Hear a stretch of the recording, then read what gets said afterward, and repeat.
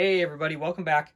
I went to a toy convention the other day and I figured we'd do a video on the loot I brought home. This is the second toy convention I've been to in the last couple months, and this one was a lot smaller than the last, but I ended up purchasing a lot more at this one. I think I was just a little overwhelmed at the first one because it was a lot bigger, tons of vendors, a much bigger focus too on mint in box, especially some of the vintage stuff. And I think I was just a little too overwhelmed, trying to make it through to see everything. And then also trying to weigh, do I have space for all of this? Especially when you see some of this in the, mint in box, you start not wanting to take it out and they take up so much more room. I don't know. I walked away with nothing in hand and I regret it. I should have definitely just picked up what I was looking at. You couldn't compete with the prices. And even if I don't have room at the moment, I can always store them and put them around the room in the future. So a little let down on that, but I kind of made up for it this time. I also find it funny because I go into these conventions and toy stores and I'm always trying to branch out into new things. But for some reason, and of course I do buy, an eclectic selection, but usually, and this is a perfect example, I just fade into the Star Wars, Star Trek realm. And it just seems to be where, I don't know what it is, the artwork or the nostalgia, but it just seems to be where I always land. And this is just a perfect example of that.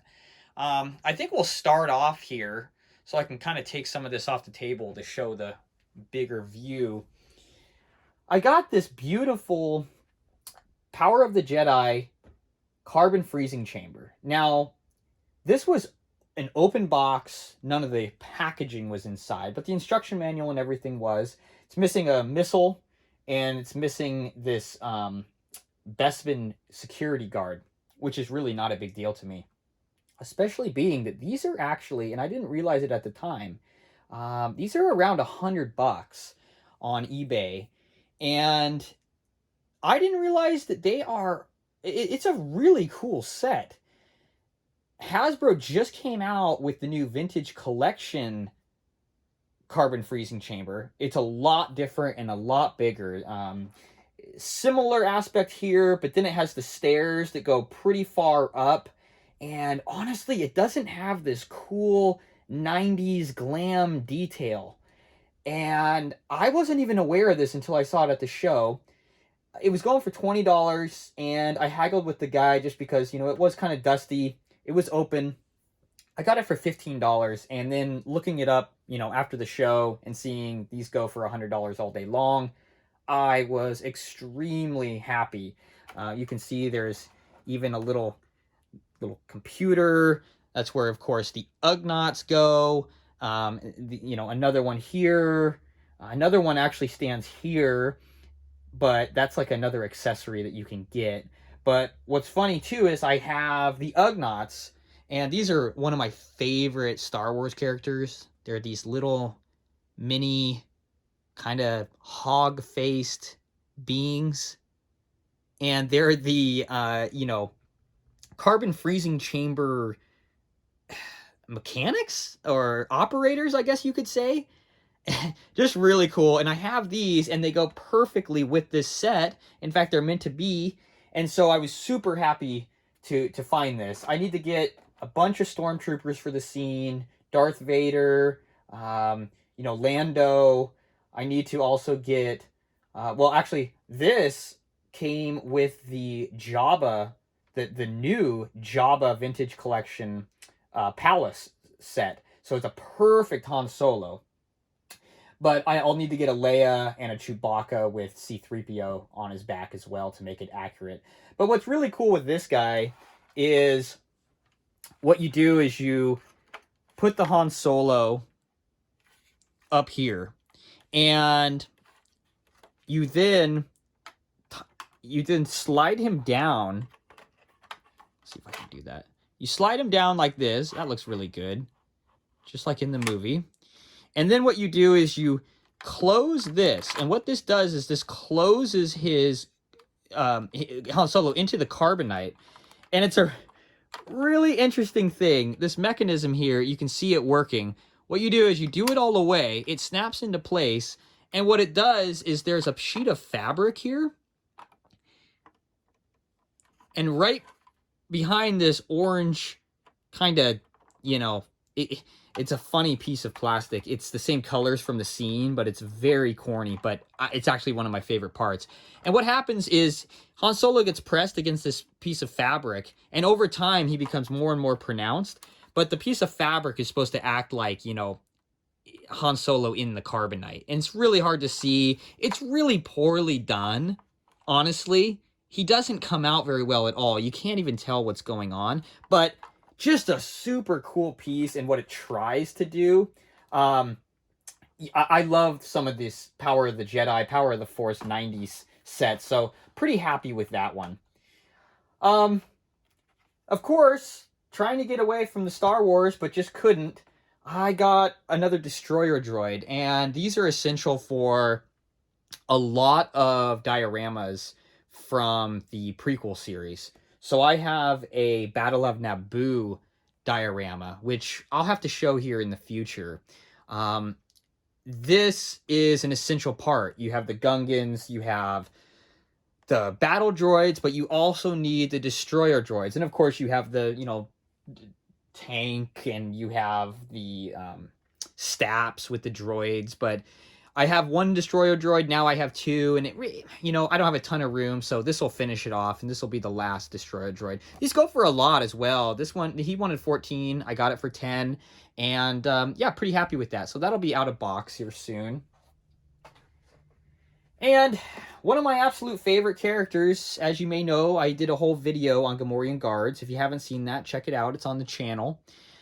This is actually a Gamorrean Guard vintage collection, but it's actually from 2010.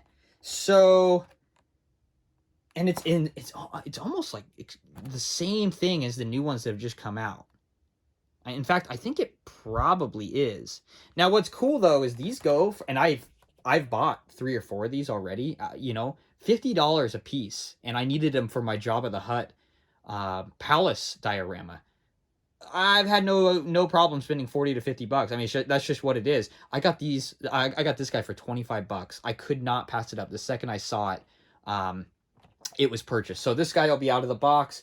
He'll actually be down with the Rancor that I have, and that is a whole nother video in itself that we'll be looking at here in the future once I have it, you know, totally complete.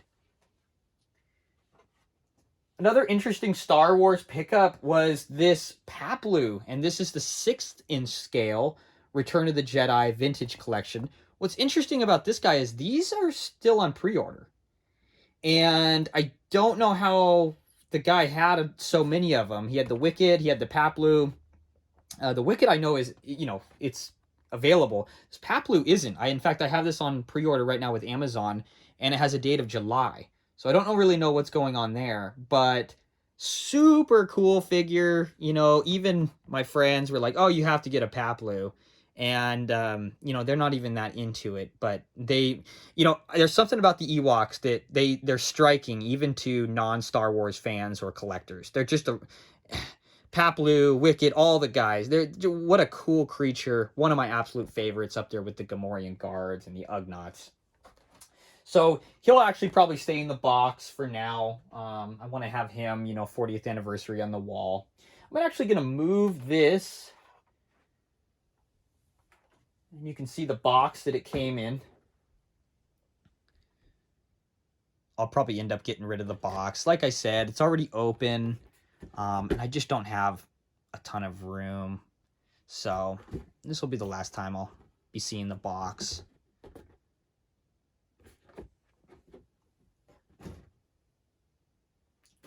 And last but not least is the Romulan Warbird from Star Trek The Next Generation. I've been trying to get this for quite a while. It's the last ship from the show that I don't have. This is Playmates, and I have all the other Playmates ships, you know, Enterprise, the Borg Cube, the Romulan, the Klingon Bird of Prey, and I've been trying to get a Romulan Warbird. Usually they're out of box, they're kind of haggard.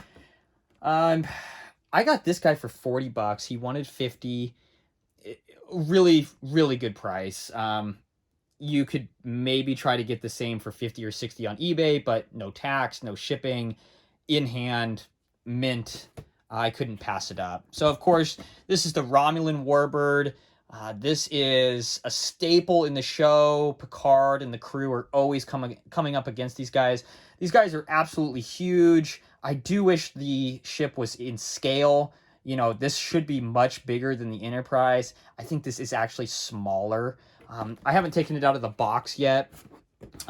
Again, I have such a hard time sometimes with taking things out of the box just because it's just this nostalgia and these pieces of art that are the boxes themselves. But this guy will be coming out, and I'm actually going to have to modify this guy. I'll do another video on that because the paint job's really bland, no details. There are some lights in the wings, but the colors don't match. So what I'll be doing is I'll be adding all these windows with some white paint, and probably before doing that, I'll do a nice more olive green, but with some neon green paint job to be, show accurate. But yeah, super excited about this. 40 bucks, couldn't pass it up. All said and done for everything, I think I was in around 120 bucks. So it was a great show. Great loot lot. I can't complain. And yeah, most of this is going to be coming out of box and going into the dioramas I have. And I'll be doing some videos on those. And I'll be doing a video on the customization of this Warbird. So stay tuned for those. And I've been noticing a lot of views on some of these videos, but not very many subscribers, which is fine.